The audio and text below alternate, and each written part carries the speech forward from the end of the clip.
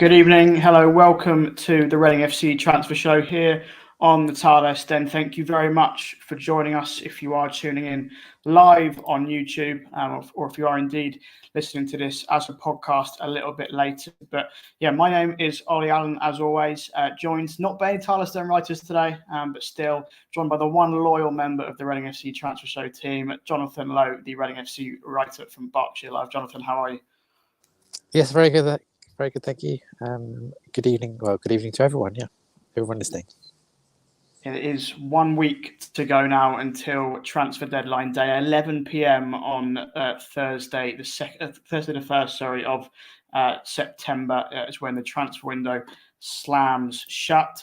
How much business is left to do? I suppose is the big question, Jonathan. We've had one main big exit today. George Puskas's transfer saga finally over. He's completed a season-long loan deal to Serie B side Genoa. But I suppose, that's the big question then, Jonathan. How busy are you expecting Reading to be on a scale of we can go to bed at 7 p.m. on deadline day, or are we going to be up into the early hours of the next morning? Actually, I think I fear it could be the latter. I fear it might be a late one. I think obviously the majority of the business has been done. There's Naby Sarr, who hopefully will be a Reading player sooner rather than later, depending on when you hear this podcast. Will be through the door. He'll be number 10, signing number 10. So I think it's been a very good window so far. Paul Ince says he wants 2, maybe even 3 more places, people to come through the door. So clearly a left back is one of them.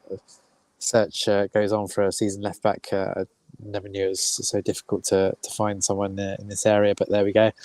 And potentially another striker and midfielder as well. So depending on how those deals come along, we'll have to wait and see. But I get the feeling that they're waiting for perhaps a few other things to happen, in the background or with other clubs. And then things might fall into place from a Reading perspective. So for that reason, I think it might be a late one on Thursday. I'm hoping it won't be, but I'm going to cover all bases and say, don't go to bed, as Baba would say, or as David Gold might say. Indeed.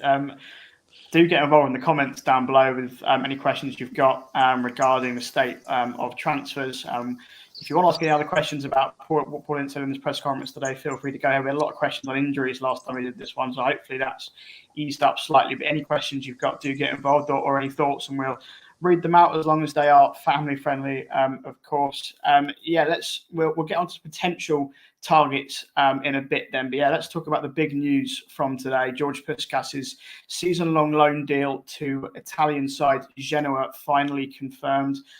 Jonathan, a season-long loan deal with an obligation to buy if Genoa get promoted to Serie A this season. Mixed reports on the fee. I think you believe is around sort of €3 million, which is about £2.5 million, which is a significant loss, I suppose, on the money that the Reading paid for him 3 years ago. Obviously, a similar sort of situation to the loan deal that was in place with Pisa when he went out on loan to Pisa in January.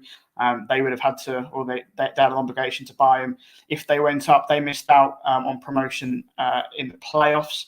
But I will just read out to you all of the teams that George Puskas has been linked with this summer, because it has been one. I mean, obviously, Naby Sarr has been a remarkable saga in the fact that he's still not been confirmed, despite being pictured in the Reading shirt pretty much a month ago now. But George Puskas going out the exit door has been remarkable. His agent has been incredibly busy putting his name around. So we've got Bari, Cadiz, Cagliari, Como, FC Copenhagen, Genoa, obviously the team who ended up buying him, Pisa, who he spent the second half of last season on loan with, Parma, Rapid Bucharesti, Rayo Vallecano, Sampdoria, and clubs in Turkey, in quotation marks from one outlet. So George Puskas's agent has certainly been busy, but it is Genoa who get the deal over the line.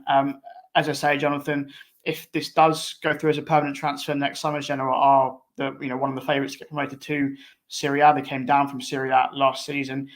It would be a significant loss in terms of the money that Reading paid for George Puskas 3 years ago. But this was a deal for all multitude of reasons that simply had to get done, I think, didn't it? Yes, very much so. I think it's a good move for all parties. Reading clearly have effectively had enough of him. I think he's obviously had 3 years on Reading's books, 2.5 years playing for Reading, and as I've unfortunately written time and time again, it's just been an underwhelming spell. And apart from a few flashes of brilliance, he's been a big disappointment. Clearly, it's not his fault that Reading paid £7.5 million for him, but I think he was a bit like Shawnee Aluko, wasn't it? That price tag weighed heavily on his shoulders, and he just didn't live up to expectations. And I think that the aim, certainly at the end of last season when he finished his loan at Pisa, was that he was going to go, was going to leave in some capacity. I know his agent's got good sort of plenty of connections in Italy. He's obviously well regarded there as well from his previous time there before he joined Reading. So I think it's a win-win for all parties. Really, he's going to be part of hopefully a side which is going to be fighting at the top of Serie B, potentially playing in Serie A from next summer onwards. And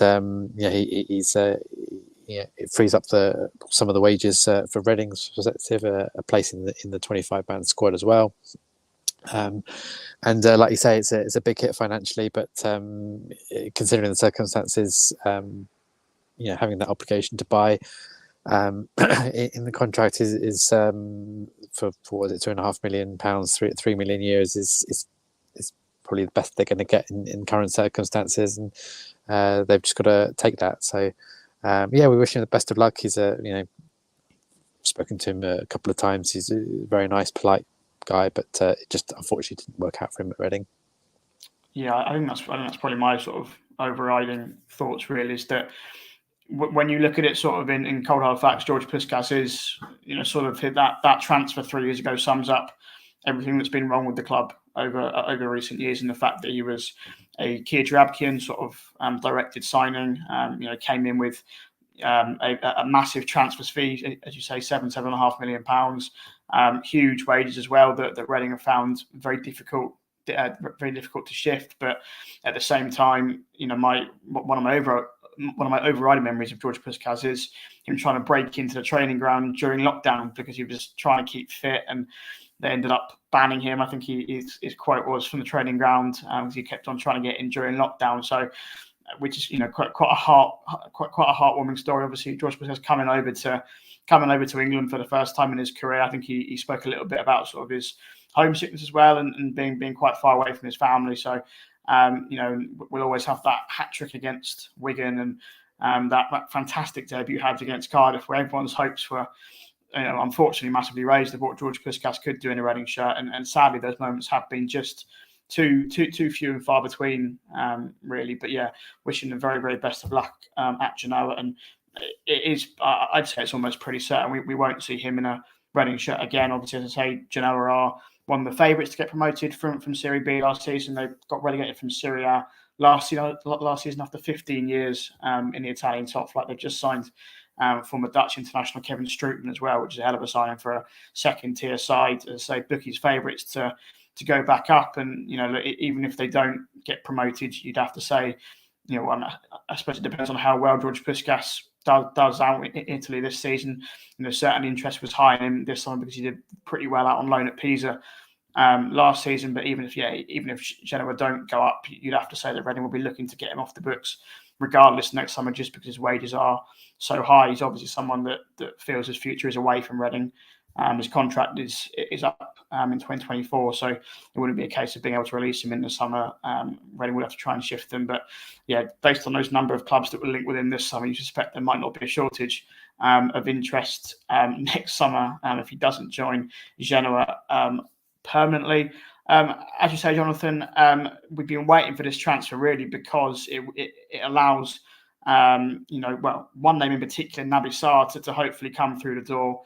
And hopefully a few others to follow in terms of EFL restrictions, in terms of getting Puskas's wages off the books to be able to free up some financial space for other players to come in. As we say, Naby Sarr hopefully now finally comes through the door. Has been training with the squad, has been in the building for near enough a month now, I think, pretty much, and it's still not been confirmed.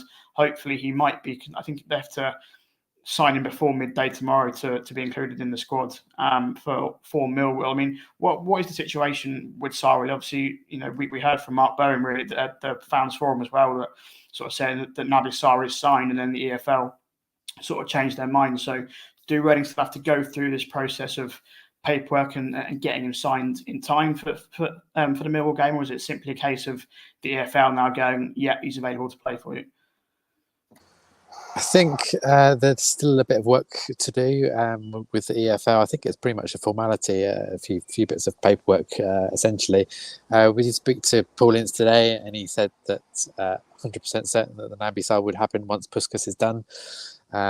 So you have to take him for his word. And obviously now that Puskas is done, what was it, mid-afternoon on Thursday, I was told that it potentially could be this evening, or it could be Friday morning that Sarr comes in, but I'm sure it will happen at some point soon. I don't want to predict the time or anything, but he's got to be registered in by 12 p.m. on Friday to be eligible for Saturday's game at Millwall. Paul Ince didn't say as much, but he kind of implied that he would be available for the game. So I do imagine that it will happen. And he will be available for Saturday's game at Millwall, and that's a huge relief. And let's just hope he lives up to these expectations, because it's been a hell of a long wait. Yeah, so depending on when you're watching or listening to this, Naby Sarr may well be officially a Reading player. But yeah, as I said, hopefully he is worth the wait. I don't know whether hopes have been diminished or whether they've risen in this sort of 4-week period. It's probably been sort of fluctuated in terms of people weren't sure whether he was going to come in. But yeah, hopefully comes in and certainly bolsters that defence. Obviously great to have Sam Hutchinson back fit and available for his first appearance last weekend. I understand he's fit and fine for Millwall again on the weekend. So that defence certainly looking a lot stronger than the one that got battered 4-0 by Rotherham a couple of weeks ago. A couple of other names, again, Puskas' wages were so big, Jonathan, that probably his departure frees up room, for at least one more alongside Naby Sarr. So I'm going to chuck a few names at you, I suppose 2 questions. How likely are they to happen? And B, sort of how good a fit do you think they might be for this Reading squad? First of all, still whispers of a Murray Hutchinson possibly, or is that sort of quieting down? You're on mute. Oh, that's the third time I've done that today. I think it's still there. From what Paul Ince told us today, that Murray Hutchinson would fit that type of player he's after. Clearly, it depends on the finances and obviously the situation regarding loans as well, because they've got 4 players in on loan. They can only have 5 in any matchday squad and 7 in the squad overall. So 2 people are going to be potentially left out if they do bring in 7 players on loan. So the fact they've got Yassine Ben Al-Mani in, who's probably your next question, still on trial, tells me that that there's clearly someone that they're looking at, and who will potentially sign. I imagine it would be him or Hutchinson potentially. So again, it depends on a lot of things. I think depending on whether Chelsea will allow him out, how much of the wages they'll pay as well. So I'm afraid I'm just going to sit on the fence on this one and just say I'd say it's kind of 60-40 in Reading's favour. I think the interest is still there, but how far it's going to go, we'll have to wait and see. Yeah, we've had a question on loans from Lee Burgess, who says, how many more players do you think Reading will get? How many more loan players do you think Reading will get before the end of the transfer window? Jonathan says there is a maximum on the limit, 5 in a matchday squad, 7 in total. Reading have had got 4 so far by my calculations. I mean, it's one of these things, Jonathan, you mentioned it earlier in terms of sort of other clubs finalising their squads before the end of the window, and you often see that particularly in the Premier League, where clubs have done their business in the last couple of days, and there are players who almost surplus to requirements at Premier League clubs or towards the top end of the Championship, and they become available for loan. as we say, Reading have already got 4 players on loan. So how do Reading sort of plays? Because again, their options are limited in the fact that loan players are sort of one of these 2 brackets that they can sign players from alongside free agents. Yeah, exactly. I mean, the thing is, the priority for Reading is, as we all know, is a left back, and the chances of getting a seasoned left back who's a free agent is pretty remote. Because I think, had there been someone suitable out there already, then they would have signed them. So by those calculations, I would suggest that they would be signing left back on loan, an experienced left back, which would take the tally to 5 loans, which would potentially rule out Amari Hutchinson because he's not going to be a free agent. He'll be a loan. So that's why I'm more hesitant over Hutchinson, because I say this left back situation is still unresolved. Remarkably, to be honest, it's not through want of trying, but clearly they've hit a few blocks in the road, and they're really struggling to get someone over the line. But I feel like when they do get left back in, it will be a loan, which, as I say, will be 5 loans in the squad, and then it's some big decisions to make for Paul Ince. I doubt he's going to get someone in just for the sake of it, even if it is a good loan, because then it leaves someone disappointed on a match day, and those certainly the 4 loans they've got at the moment, an integral part of the starting lineup. So and with left back, it'll be half the team. So we'll have to wait and see. Yeah, Joe Lumley, Tyrese Forner, Jeff Hendrick, and Mamadou Loom, the 4 loanies that Reading have got, and all 4, as you say, pretty much guaranteed starters. Joe Lumley obviously had his horror show at Rotherham, but apart from that, it's been very good. Tyrese Forner obviously scored at the weekend against Middlesbrough. Mamadou Loom has absolutely lapped up the plaudits since he's come in from Porto, and Jeff Hendrick has been very solid too. So yeah, to bring someone else in, we can have one more person in terms of matchday squad, but then any more than that, and there's some very tough decisions for Paul Ince to make.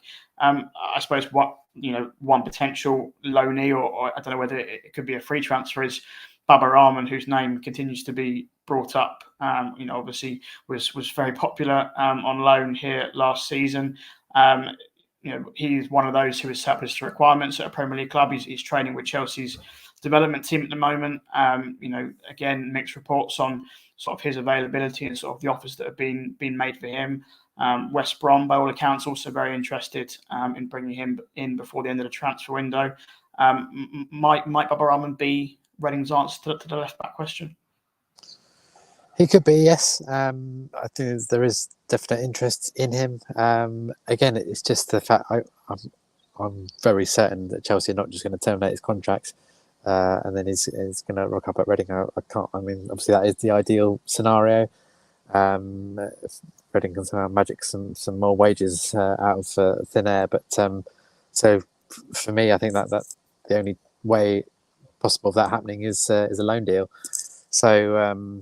And as we've said, that takes up the loan tally to 5 players. So, he is someone who he knows the club. The club know him. He's very popular with the players. Paul Ince likes him.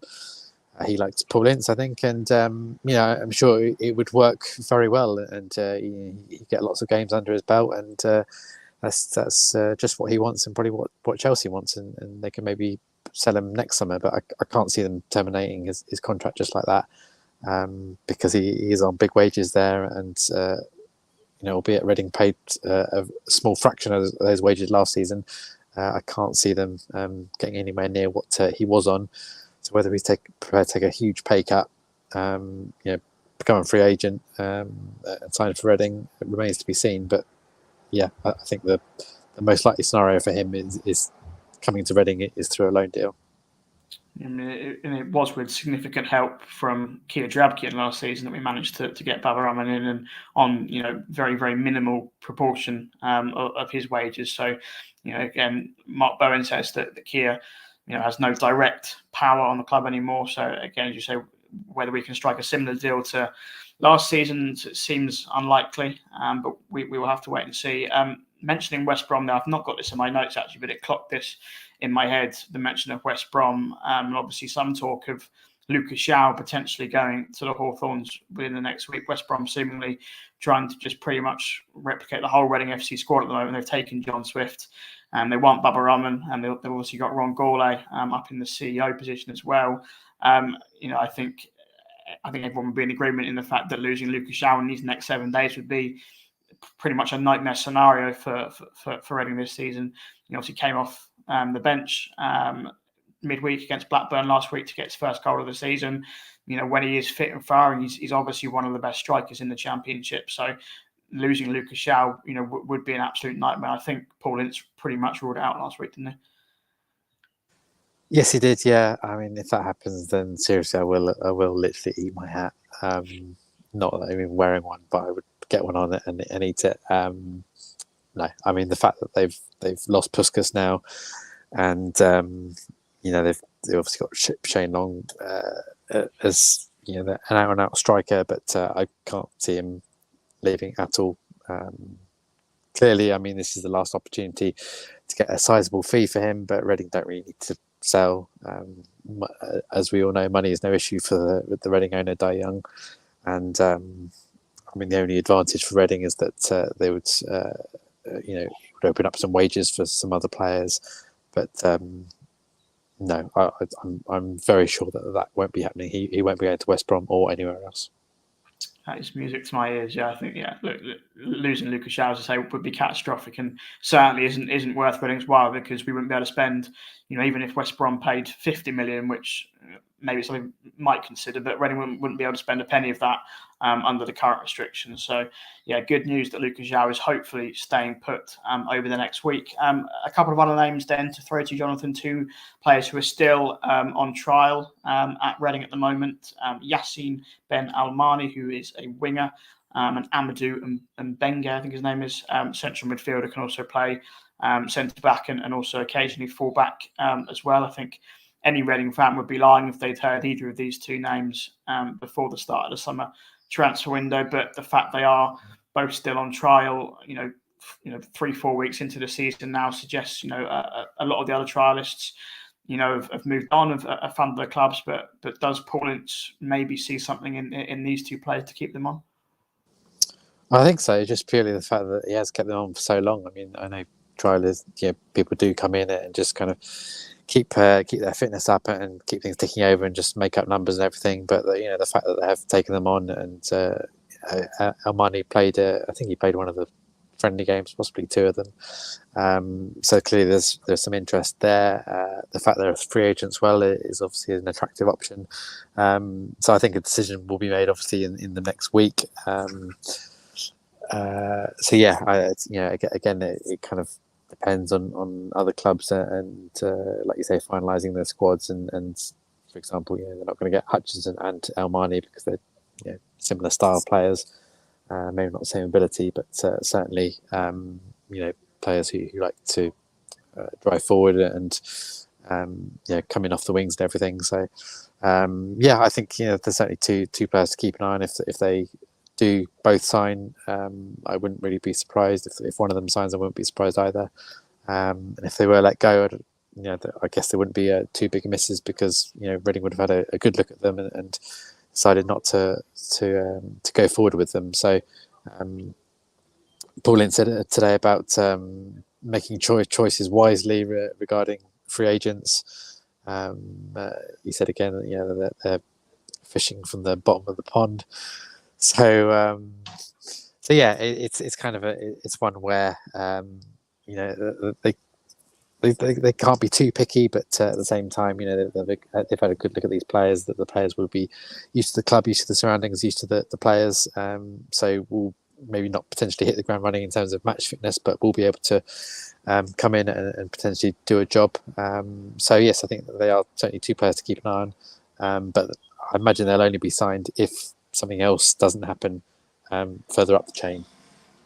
Yeah, as I say, I think anyone would be lying if they'd heard of these 2 players before the summer. That's not to say that they're not any good, but yeah, I certainly haven't. I mean, Yassine Ben Almani's been playing non-league football for the last couple of years since leaving Scunthorpe. He was clearly fairly highly rated early in his career. He had quite a few trials at Premier League clubs and joined Newcastle for a bit. Made 2 cup appearances there, but I think the fact that he's most well known for being a double for Neymar and Cristiano Ronaldo in television commercials might tell you all you need to know about his ability. But Amadou Mbeng, Senegalese, 20 years old, was at French side Metz last season. They got relegated from Ligue 1, but he made 12 appearances for them. Naturally a defensive midfielder by all accounts, but spent most of his time playing centre back for Metz last season. Can also play full back as well. Was linked with Celtic and Italian side Udinese earlier in the summer. So whether that tells you much about how highly rated he is, I don't know. But the fact that Reading are in for him might be intriguing. And if the one Senegalese centre midfielder that Reading have already signed this summer is anything to go by in Mamadou Loum, then maybe Amadou Mbeng might also be a gem. A couple of questions we've had in then before we sign off for the night. First of all, one from Dean Bennett that says, thought they wanted Baba, offered him a permanent contract. Anything on that, Jonathan? As we say, it's highly unlikely, it seems, that Chelsea can release Baba Rahman from his contract. It's going to have to be a loan, I think, for that one. Yes, totally agree. I can't see that being a permanent contract. If by some miracle that Chelsea terminate his contract and just want to pay some of his wages for next season, then possibly. But no, I think the only way of that happening is going to be a loan. And then one from Baum says, if we somehow got promoted, would our FFP have reset itself and therefore be able to spend money? And I suppose the first thing to point out on this is how likely it is that the Reading might get promoted this season, which I think if you said to anyone 5 weeks ago, they probably would have laughed in your face. But it has been, I suppose, a surprising start to the season in terms of Reading are currently third in the table after back-to-back home wins. It is still far too early to be talking about Reading's chance of promotion this season. But look, that's I suppose at the end of the day, promotion is seen as the golden egg, and the answer to all of these financial problems. And that's how Reading got these issues in the first place. Is that if you get promoted, and the money that comes with it in terms of going up and the television money, you're almost set, for the next sort of 5-10 years, with that revenue coming in. I mean, that's been De Jong's dream forever, hasn't it, Jonathan, to clear all of these issues by just doing that simple thing of going up to the Premier League. Yes, that's what he wants, and he's not going to stop in his pursuit of it. I don't think he's tried the approach of just chucking loads of money at it. It's clearly hasn't worked. There's now a more measured approach in place, and in the short term at least, it's worked all right. So let's hope that they keep up the good form and stay in third place in the Championship. Who would have thought that just a couple of weeks ago that we'd be talking about Reading in third place. So I think let's take it short baby steps at a time. I believe the embargo will be lifted next summer, all being well. So whatever division they're in, they shouldn't have restrictions in place, but I say that rather cautiously because you never know what will happen between now and next summer. But fingers crossed, they will be able to spend money on players next year.